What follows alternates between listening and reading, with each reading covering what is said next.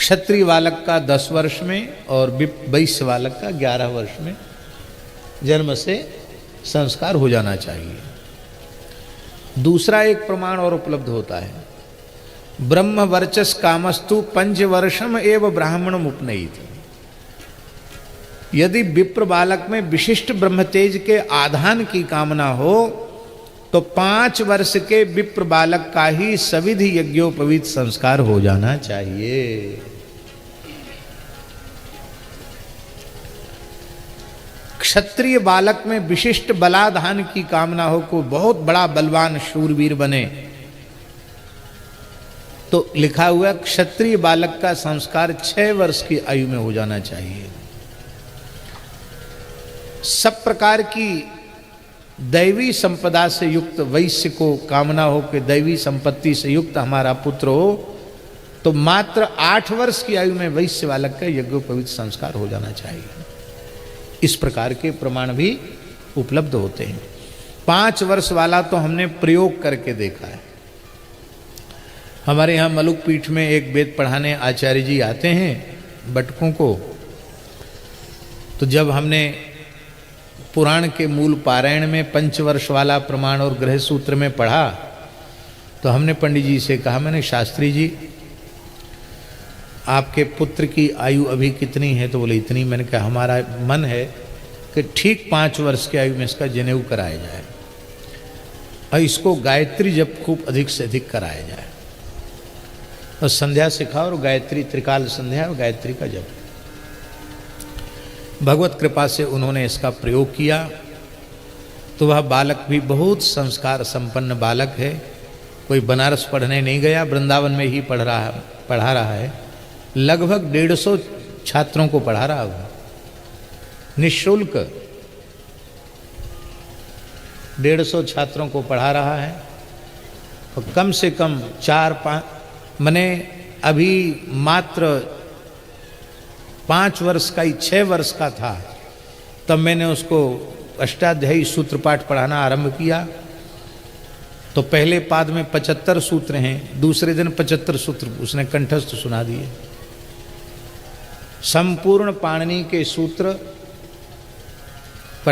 पाणिनि सूत्राष्टाध्यायी, गणपाठ, धातुपाठ, लिंगानुशासन, मूल ग्रंथ पूरा का पूरा व्याकरण का कंठस्थ है उसे। वेद भी पढ़ाते, व्याकरण भी पढ़ाते, ज्योतिष भी पढ़ाते, साहित्य भी पढ़ाते। अभी आयु मुश्किल से 20-22 वर्ष की आयु है और पूरे वृंदावन में पंडितों में अच्छी प्रतिष्ठा होगी उस बालक की। राम सनेही मिश्र नाम है। उन्होंने प्रयोग करके देखा कि 5 वर्ष में जनेऊ होने से, संध्योपासन करने से उसकी क्या महिमा है। तो शास्त्रों में जो कुछ लिखा है वह सत्य है। अब हम स्वयं ही उसका पालन न करें तो बात अलग है। वेद का कर्ता किसी को नहीं माना गया। आधुनिक जो विद्वान हैं वो तो ऋषियों को भी बता देते हैं कि अमुक सूक्त या अमुक ऋचा अमुक ऋषि के द्वारा बनाई गई, ऐसा भी एक मत है। और बहुत से लोग कहते हैं कि एक मत ऐसा भी है कि वो कहते हैं कि यह ईश्वर कृत है। पर ये दोनों मत विशुद्ध सनातनियों के द्वारा मान्य नहीं है। विशुद्ध सनातनी विचारधारा यह है, आर्ष विचारधारा यह है कि वस्तुतः वेद का कर्ता परमात्मा भी नहीं है।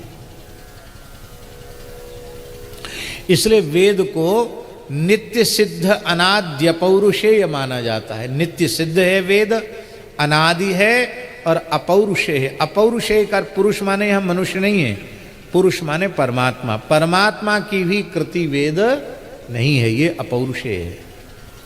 कैसे? पूज्य स्वामी श्री कृपात्री जी महाराज कहते थे, जैसे व्यक्ति अपने श्वास प्रश्वास का सृष्टा नहीं है तो भगवान का श्वास प्रश्वास वेद है, तो भगवान उसके सृष्टा कैसे हो जाएंगे? यदि हम श्वास प्रश्वास का सृजन करने वाले खुद होते तो जब हम सुसुप्ति की अवस्था में होते हैं उस समय हमारा श्वास बंद हो जाना चाहिए, क्योंकि सब क्रिया होनी तो बंद हो गई। बोले उस समय तो और अधिक खर्राटे चलने लग जाते सुसुप्ति की अवस्था में किसी किसी की तो ऐसी नाक बजती है कि दूसरे आदमी को सोना मुश्किल पड़ जाए। एक पंडित जी हमसे बोले, जगह नहीं थी, तीर्थ की बात है, जगन्नाथपुरी की जगह थी नहीं, तो बोले, हमने कहा कोई बात नहीं, हमारे कमरे में ही आप लेट जाएं, जगह नहीं है तो। हमारे यहाँ भी बहुत 5-7 मूर्ति लेटे हुए थे, तो बोले यहाँ तो जगह नहीं है और मेरी नाक बजती है, आप कहें तो बाहर लेट जाऊँ। उनकी बाहर लेट जाओ।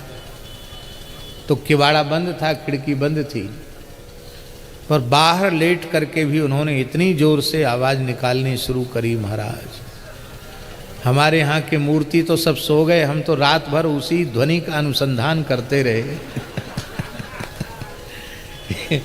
एक आध बार तो मन में आया कि उनको जगा दें, कहें पंडित जी और कहीं जाके सो जाओ, फिर मन में आया नहीं नहीं, इतने बढ़िया प्रेम से सो रहे हैं, इनको विघ्न डालना अच्छा नहीं।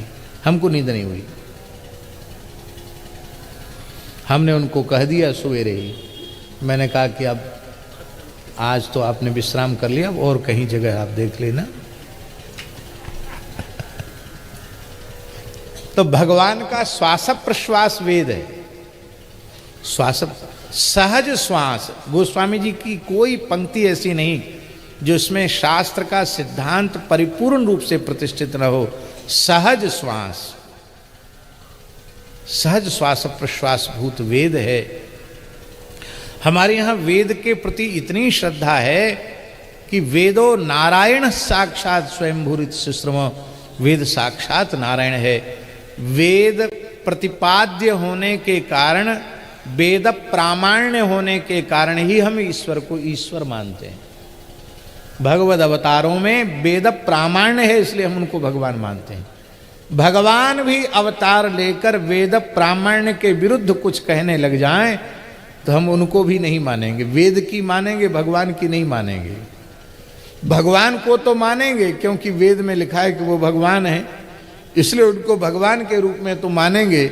लेकिन भगवान होकर भी यदि वेद विरुद्ध कुछ कह रहे हैं तो भगवान की नहीं मानेंगे, वेद की मानेंगे।